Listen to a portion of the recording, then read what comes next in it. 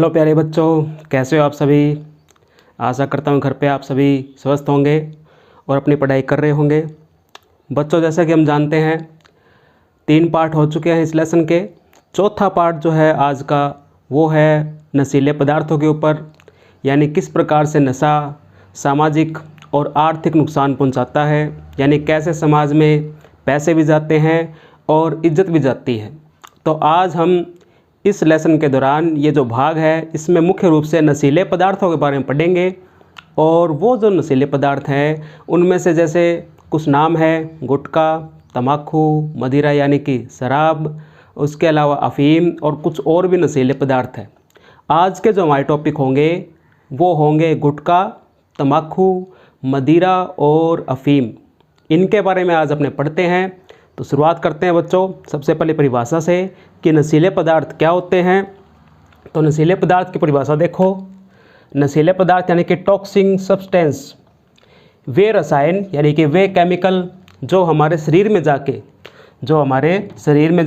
यानी इसको ग्रहण करेगा व्यक्ति तो जहरीले रसायन यानी कि जहरीले रसायनों के रूप में कार्य करेंगे। ये जहरीले केमिकल की तरह यानी कि टॉक्सिक केमिकल की तरह ये कार्य करते हैं शरीर के अंदर, और शरीर की क्रियाविधि को यानी कि ह्यूमन फिजियोलॉजी को एक प्रकार से प्रभावित करते हैं। विशेष प्रकार के अंग होते हैं जो एक प्रकार से टॉक्सिक यानी कि जो जहरीले पदार्थ होते हैं उनका निपटान करते हैं। लेकिन अगर ज़्यादा मात्रा में टॉक्सिक हमारे शरीर में चले जाएँ तो वे अंग भी पूरी तरीके से प्रभावित होते हैं। तो वो क्या कहलाते हैं बच्चों? नशीले पदार्थ कहलाते हैं। तो ये इसकी परिभाषा हो गई। आमतौर पे पेपर में नहीं पूछते लेकिन फिर भी आपको पता होनी चाहिए। तो ये जो लगभग नशीले पदार्थ होते हैं ये एल्केलॉइड प्रकृति के होते हैं। एल्केलॉइड प्रकृति के होते हैं यानी कि एक प्रकार से वो पदार्थ जिनमें टॉक्सिक यानी कि जहरीलापन पाया जाता है, जहरीले रसायन होते हैं जो हमारे स्वास्थ्य के लिए बहुत ज़्यादा हानिकारक होते हैं। तो उनमें सबसे पहले शुरुआत करते हैं अपने गुटखा, जो गली गली मोहल्ले में पाउच के रूप में आसानी से उपलब्ध हो जाता है। जो बनता है किसके द्वारा?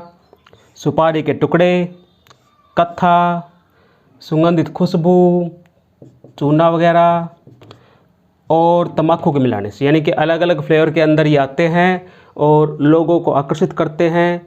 जैसे फास्ट फूड था वो भी हर वर्ग के व्यक्ति को प्रभावित करता है, वैसे ही जो नशा होता है वो भी हर वर्ग के व्यक्ति को प्रभावित करता है। शुरुआत आजकल किशोरावस्था से हो रही है, यानी कि 14 से 18 साल की उम्र के जो बच्चे हैं वो आसानी से इसका शिकार हो रहे हैं। उनकी जो संगति होती है, उनके जो बड़े लोग होते हैं उनमें थोड़ी समझाइश कम होती है, जिसके कारण वो आसानी से बुरी संगति का शिकार होकर नशे का शिकार भी हो रहे हैं। तो ये जो सुपारी, कत्था, चूना, सुगंधित खुशबू और तम्बाकू ये मिलके क्या बनाते हैं? गुटखा बनाते हैं। सबसे ख़ास बात यह है कि आपको रोग का नाम याद रखना है कि सबम्यूकस फाइब्रोसिस रोग, सबम्यूकस फाइब्रोसिस रोग होता है वो इसके सेवन से होता है, गुटखे के सेवन से होता है।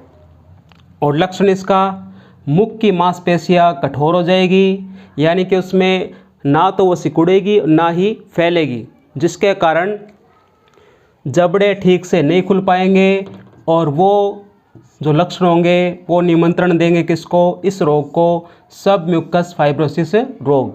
तो ये इम्पोर्टेंट है बच्चों। 1 नंबर का इसमें क्वेश्चन आता है कि गुटखे के सेवन से होने वाले रोग का नाम दर्शाइए या लिखिए, या फिर उसके अलावा लक्षण के हिसाब से पूछ लेंगे कि वह कौन सा रोग है जिसमें मुख के जो जबड़े होते हैं वो ठीक प्रकार से नहीं खुल पाते। तो यहाँ पे आपको ये नाम लिखना है, सबम्यूकस फाइब्रोसिस। बच्चों, इसके अलावा एक और रोग भी होता है, टिटनस रोग भी ऐसा ही रोग होता है जिसके अंदर मांसपेशियां ना सिकुड़ेगी ना ही फैलेगी, यानी उसमें वो क्षमता प्रभावित हो जाएगी, जिसके कारण भी जबड़े ठीक प्रकार से नहीं खुल पाते हैं, जिसको बोलते हैं लो जोक रोग, यानी कि लोक जो रोग, जिसके दौरान जो का मतलब होता है जबड़े, जो जबड़े होते हैं वो लोक हो जाते हैं टिटनस रोग के अंदर। लेकिन अपने को मुख्य रूप से गुटखे के सेवन से होने वाले जो रोग होते हैं वो याद करने हैं। ओके, तो आगे देखते हैं। अगला जो है तंबाकू, और जो तंबाकू है उसका वैज्ञानिक नाम देखा जाए तो वो है निकोटिएना टोबैकम। टोबैकम वैसे तंबाकू को अंग्रेज़ी में कहा जाता है टोबैकम, टोबैको, तो निकोटिएना टोबैकम। कुल का नाम है सोलेनेसी। क्या नाम है बच्चों? सोलेनेसी। उसके अलावा इसके विशेष उपयोग बीड़ी के अंदर, सिगरेट के अंदर, चिलम के अंदर, सिगार के अंदर और हुक्के के अंदर, यानी इन सभी में कहीं ना कहीं तंबाकू का उपयोग किया जाता है, विशेष तौर पे किया जाता है इसके अंदर। और अगर देखा जाए तो नॉर्मली उपयोग जो कुछ गुटखे होते हैं, पान मसाले होते हैं, खैनी, जर्दा, इनमें भी तंबाकू का उपयोग किया जाता है। कुछ लोग दांतों पे इसको तंबाकू को दंत मंजन के रूप में रगड़ते हैं, जबकि कुछ गांव के अंदर महिलाएं जो होती है वो नाक के द्वारा एक पाउडर को सूंघती है, जिसको अपनी आम भाषा में नस्वार भी बोलते हैं। तो ये सारे के सारे एक प्रकार से तंबाकू से बनने वाले उत्पाद ही होते हैं जो एक प्रकार से नशे को बढ़ावा देते हैं। तो देखते हैं इसके नुकसान कि तंबाकू क्या नुकसान पहुंचाता है और किस प्रकार से अनेक जिंदगियां बर्बाद करता है। तो सबसे पहला नुकसान मुख यानी कि मुंह, गले और इससे फेफड़ों का कैंसर होता है भी, यानी कि मुख, गले और फेफड़े का क्या होता है? कैंसर होता है।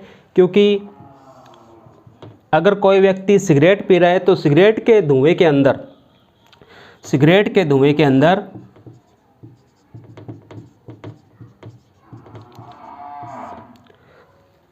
700 से ज़्यादा हानिकारक रसायन होते हैं, जिनमें से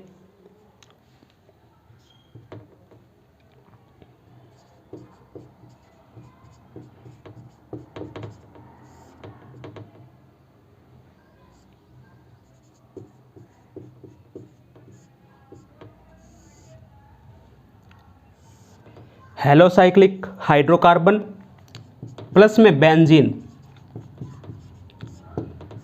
ये दो ऐसे हानिकारक रसायन होते हैं जो मुख्य रूप से कैंसर को जन्म देते हैं। किसको जन्म देते हैं बच्चों? कैंसर को, जो आगे जाके मुख का, गले का, फेफड़ों का जो कैंसर होगा इसके रूप में ये विभाजित हो जाएगा। अलग अलग अंगों के अंदर ये कैंसर के रूप में पूरी तरीके से शरीर में उत्पन्न हो जाएगा। ठीक है, उसके बाद यानी कि वो मुख्य रूप से विशेष रसायन होते हैं जो सिगरेट के धुएं के अंदर पाए जाते हैं। निकोटीन, अगर एग्ज़ाम में क्वेश्चन आ जाए कि तंबाकू में उपस्थित हानिकारक तत्व का या फिर विशेष एल्केलॉइड का नाम लिखिए, तो वो उस एल्केलॉइड का नाम है निकोटीन। क्या नाम बच्चों? निकोटीन, जो धमनी की दीवारों को मोटा कर देता है। धमनी की दीवारों को क्या कर देगा? मोटा कर देगा, जिससे बीपी यानी कि ब्लड प्रेशर, रक्तदाब और ज़्यादा बढ़ जाएगा। जैसा कि आपको बताया था कि धमनी की दीवारें वैसे ही मोटी होती है, लेकिन जैसे ही तंबाकू का सेवन या कोई सिगरेट का सेवन किसी भी रूप में प्रत्यक्ष या अप्रत्यक्ष रूप में सेवन करेंगे, तो जैसे ही वो धमनी की दीवारों में जाएगा तो इसको और ज़्यादा, इसकी भित्तियों को, इसकी दीवारों को और ज़्यादा मोटा कर देगा, जिससे रक्त प्रवाहित होगा तो उसमें बहुत ज़्यादा दबाव पड़ेगा, यानी कि वो व्यक्ति हाई बीपी का शिकार हो जाएगा। उसके बाद गर्भवती महिला यदि तंबाकू का सेवन करेगी तो उसके गर्भ में पल रहे बच्चे यानी कि अपरिपक्व जो शिशु होता है वो भ्रूण अवस्था के अंदर होता है, जिसके अंदर अंगों का निर्माण हो रहा होता है, और उसी दौरान अगर तंबाकू का सेवन किया जाता है तो भ्रूण विकास की जो गति होती है वो धीमी पड़ जाएगी, यानी कि मंद पड़ जाएगी। ठीक है बच्चों, यानी कि मानसिक विकास होगा जो उस शिशु का वो कम होगा, यानी कि वो अपूर्ण होगा, यानी पूरी तरीके से परिपक्व नहीं होगा।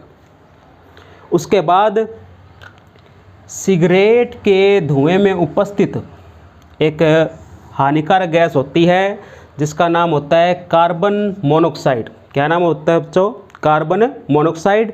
ये कार्बन मोनोऑक्साइड गैस आरबीसी को नष्ट कर देगी, जिससे ऑक्सीजन की परिवहन की क्षमता भी कम हो जाएगी, यानी कि रेड ब्लड कार्पल्स जो होंगे उनकी संख्या अगर कम हो गई तो सीधी सी बात है ऑक्सीजन की जो परिवहन की क्षमता होगी वो ऑटोमेटिक ही कम हो जाएगी, और ऑटोमेटिक कम होगी तो उससे एक प्रकार से जो शरीर के आंतरिक अंग होते हैं वो बुरी तरीके से प्रभावित हो जाएंगे।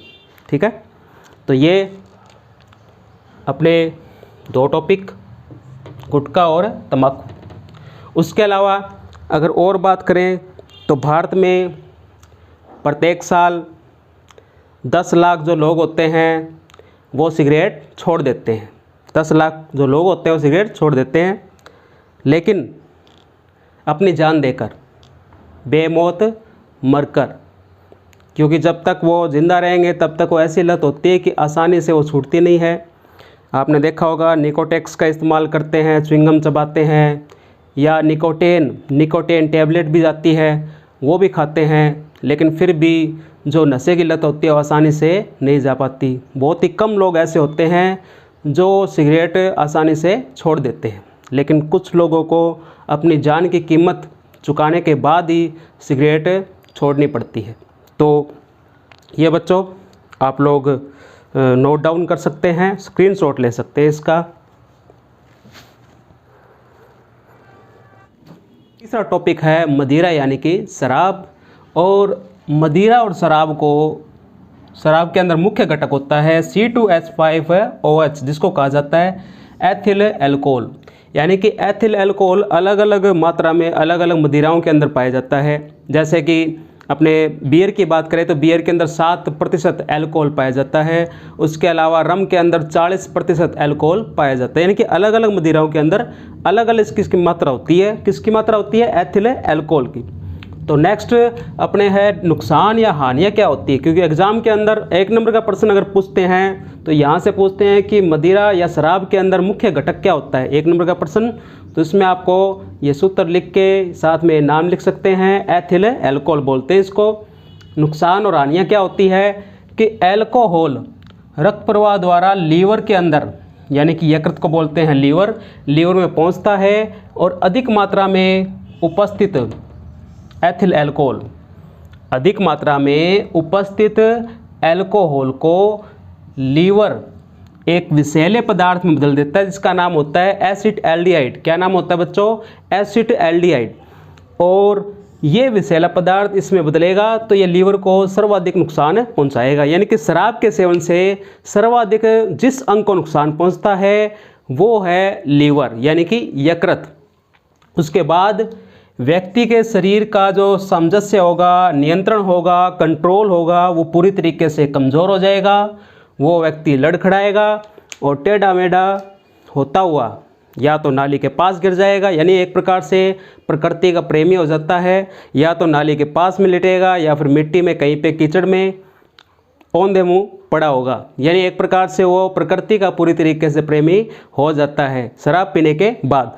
और कार्य क्षमता पूरी तरीके से कमज़ोर हो जाएगी, यानी कि कार्य करने की क्षमता, मांसपेशियाँ कमज़ोर होगी, तो सारे अंग जो होंगे, बाहरी अंग, आंतरिक अंग, वो पूरी तरीके से प्रभावित होंगे।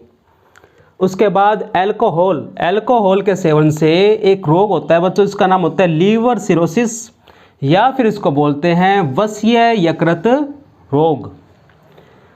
इसके अंदर क्या होता है कि C2H5OH यानी कि एथिल अल्कोहल के सेवन से लीवर में वसा की मात्रा बढ़ जाएगी, और जिसके दौरान लीवर में सूजन आ जाएगी, यानी कि लीवर धीरे धीरे पूरी तरीके से क्षतिग्रस्त हो जाएगा। उसके कार्य करने की क्षमता होगी वो पूरी तरीके से प्रभावित हो जाएगी। और जो विषैले पदार्थों का निपटान जो लीवर करता है, यूरिया जो बनाता है, ये सारे जो कार्य होंगे वो पूरी तरीके से प्रभावित होंगे लीवर के अंदर, केवल एक ही मुख्य घटक के कारण, जिसका नाम है एथिल अल्कोहल, जिसको बोलते हैं शराब। ठीक है बच्चों, आगे देखो, याददाश्त कमज़ोर हो जाती है, यानी कि उसको याद नहीं रहता कि रात के समय या दिन के समय जब भी उसने शराब का सेवन किया था, कि उसने कोई अंग्रेजी में पोइट्री गाई थी, या अंग्रेजी में बड़े बड़े वचन दिए थे, हिंदी में कविताएं सुनाई थी, यानी उसको कुछ भी याद नहीं रहता कि उसने क्या कुछ किया था रात के समय।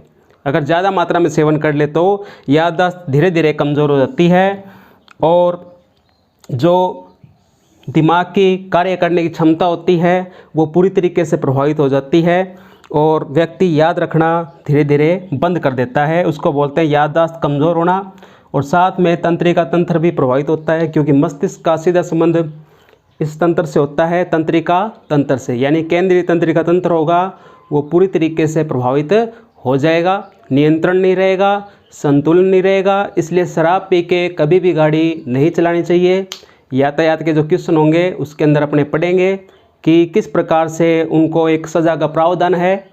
तो बच्चों ये आप लोग डिनोट करो या फिर इसका स्क्रीनशॉट लो।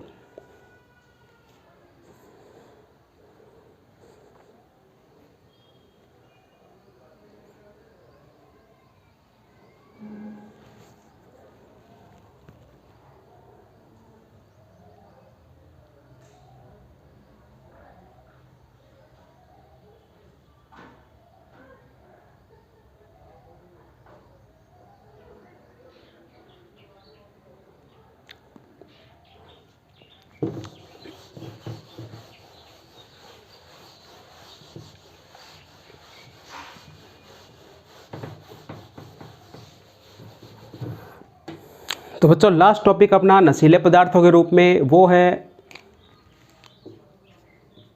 अफीम, जिसको काला सोना भी कहा जाता है। वैज्ञानिक नाम है इसका पेपेवर सोमनीफेरम।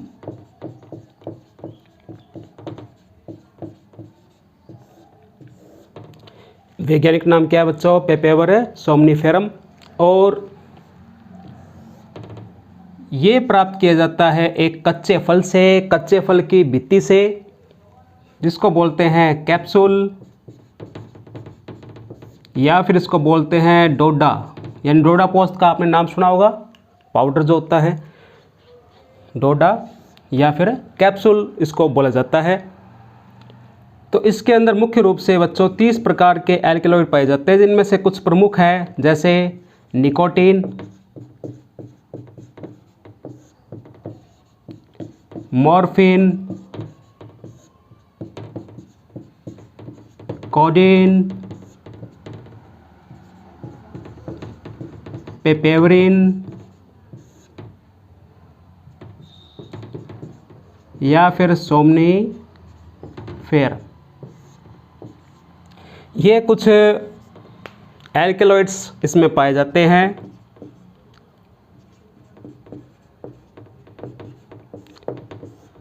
जो लगभग दर्द निवारक औषधि बनाने के काम आते हैं, जिनमें मुख्य रूप से जो मॉर्फिन और कोडीन जो होते हैं, इनसे दर्द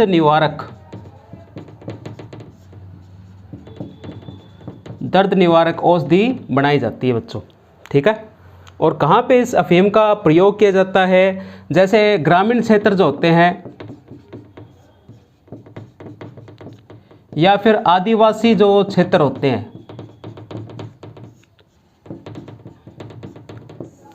वहाँ पे अज्ञानतावश इसका प्रयोग किया जाता है। ना तो इसका नुकसान देखा जाता है, कितना नुकसान ये करती है, इसके प्रयोग से क्या क्या होता है। ग्रामीण क्षेत्रों में क्या होता है कि कुछ जो माताएं होती है वो अपने बच्चों को सुलाने के लिए, माताएं जो होती है वो बच्चों को सुलाने के लिए अफीम का प्रयोग करती है,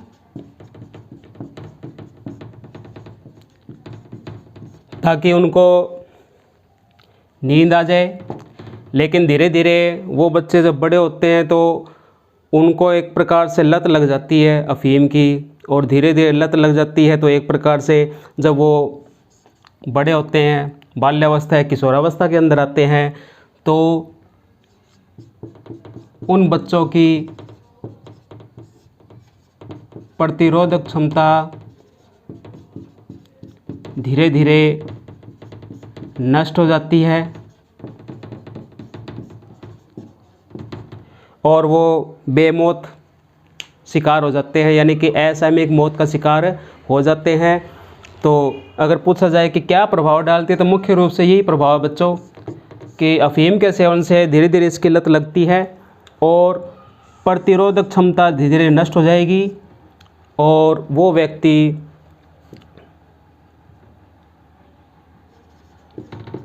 असामयिक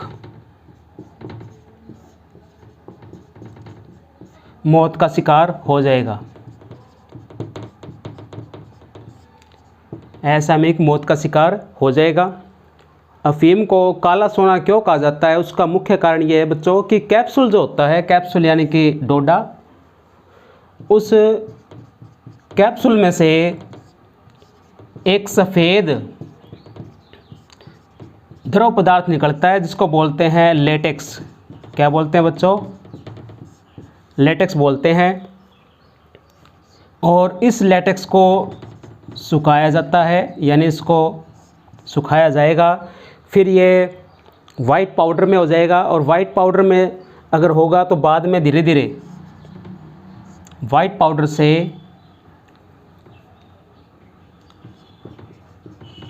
ये काले रंग के पाउडर में बदल जाएगा,